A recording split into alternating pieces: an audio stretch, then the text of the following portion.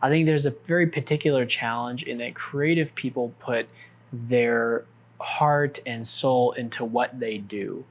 And this can be anything from graphic design to architecture to certainly art, illustration, kind of those classical creative fields.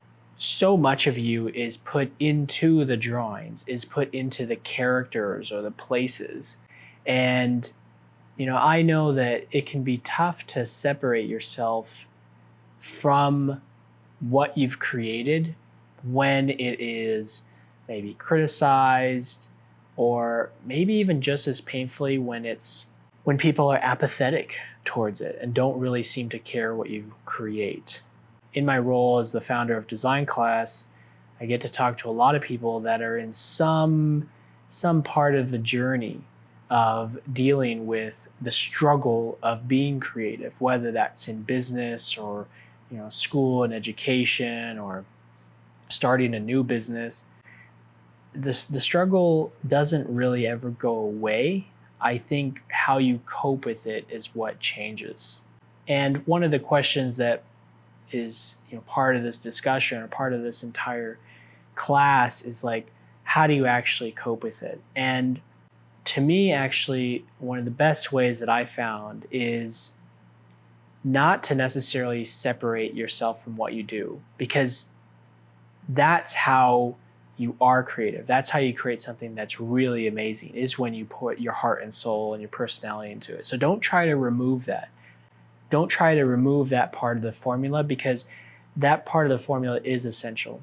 My advice is to limit the number of people whose opinions you care about. And then also be an example of what you want to see. If you want criticism or constructive criticism to be handled differently in your job or your school, try to be an example of that.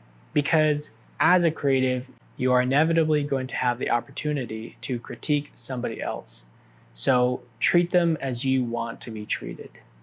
So that's kind of the first thing, is limit who you want to take advice from and who you want to take critique from. Number two is offer the type of critique that you want to see out in the world or in your local circumstance, whatever that is. And then I think the third one is have other avenues of expression and self-expression that are not performance-based. This one is actually very close to me because my whole job is creative. And it's dealing with creative people. And so all of these creative juices and energy get used up in my job. And so it kind of feels like at the end of the day, there's nothing left. There's not creation just for the fun of creation anymore. It's all in my work. It's all for performance of some type. And honestly, you need to find a way to be creative that is not performance-based, to allow yourself a little bit of breathing room. Now for me, and I think the most important aspect, is that I don't work on Saturdays. So what this does is 1 day a week, I intentionally take a break from work and I let my mind rest, I let my body rest, and I use that day as an opportunity to connect with friends, family, nature, my community, in my case, my church community. But in general, I use that day as a time to refresh my mind. When your job is creative every single day and it requires that piece of you that I mentioned earlier, that part of you to be creative that goes into your work, you need time every week to rejuvenate that part, to take a break.